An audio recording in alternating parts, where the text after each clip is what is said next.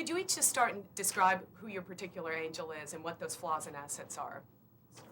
I played Dylan, and I sort of come from the reform schools, juvenile hall circuit. I went into the police academy. I sort of turned all my angst and rebellion and Wendy-O, Motley Crue, Hesher Lake, Rush tank top wearing, smoking in the boys' room type of qualities into, turning that into sort of protecting, people. And my character has such a sense of bravery and a lack of fear, and that is what the essence of an angel is, and I think she does have to eventually blossom into her womanhood, but it's her bravery and her sort of rebellion that was really fun for me to play.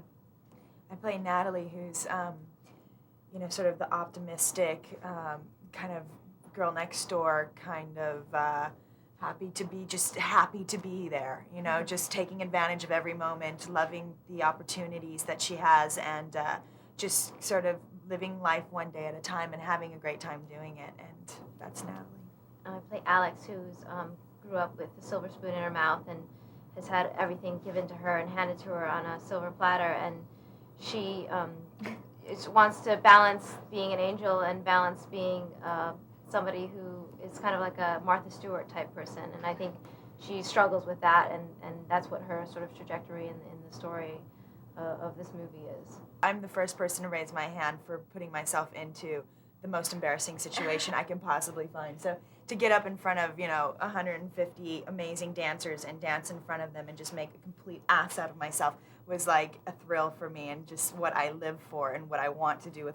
I strive to be like my character. I feel like my life has improved immensely since I started playing her. I've skydived, and we scuba dived with sharks, and we went on this survival trip from hell with no food, tents, water,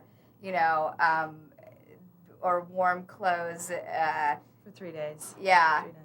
Yeah. 4 days, 3 nights. Felt like forever, but I mean, it wasn't that long, but I feel like, we trained and we learned Kung Fu. I feel like this year of my life is different than any other year. I think that I would love to be more like Alex too, but I was not born with money, so it changes everything, doesn't it? But I do feel like she has the intelligence and the wit and the heart that anyone would love to have, and I admire her very much, and she has a lot of strength too, which I hope to have that with me from her. She's given me something. I mean, once you've achieved that level of strength and stamina and just that ability, it's hard when it falls away because it goes away so quickly that you can't help but to go, you know what, that was a great time, and you know that it's possible, and you want to keep that a part of your life. Yeah, I learned a lot from that whole training session, just about mental focus and how much you have to really put your mindset to something. It's not just physically, you have to really spiritually put yourself somewhere, and you have to put your soul there too, and you have to fall into a great deal of trust with the people that you work with and the people that are working with you, so that when they say you did it right or you need to do that again, you just give it up. You have, you can't control that situation. That's something that people are helping you with. And then it's the best feeling, isn't it? Well, I feel like the personal relationship that people had with the television show is different than any other TV show that's been made into a movie for different reasons. I think all the television shows that have been remade were obviously important enough to get to that place where they wanted to remake them. But this one, I mean, girls played Charlie's Angels when they were growing up.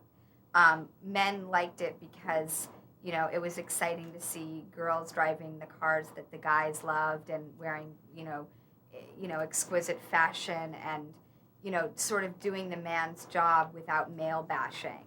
I think those are exciting things, and I think women love it because the women are empowered, they're smart, they're doing the detective work, they're solving the crimes, and they're having a really good time doing it.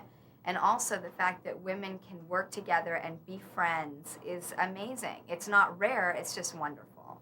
I remembered it growing up. My sister played Charlie's Angels, and I just thought they were beautiful women who were powerful, and women. They were role models to me. They were women that I saw myself growing up to be. And I remember it vaguely, and I think that we played Charlie's Angels ourselves, and I don't know that much about the series in terms of the specifics and the outfits and the storylines, but I mean, Charlie's Angels just exists, and everyone was always in awe of the series. My personal relationship, I just really enjoyed the show, but my partner, Nancy Devonin, she really loved it too, and together we sort of were loving the challenge of recreating the fact of something that was totally international, and loved all around the world, and that each person, when you talk about what kind of film it would be, had a different idea. Some thought it should be a spoof, some thought it should be a remake of the show, some thought it should be a hard-cutting action film, some people thought it should be a comedy. I thought, how do you amalgamate all those hopes and modernize it? And the fact that McG, our director, was such a leader and combined all this cultural, knowledge and film and history and music and musicals and incorporated them into a wonderful new film, was yet honoring the series. We never wanted to insult the show. That was so important.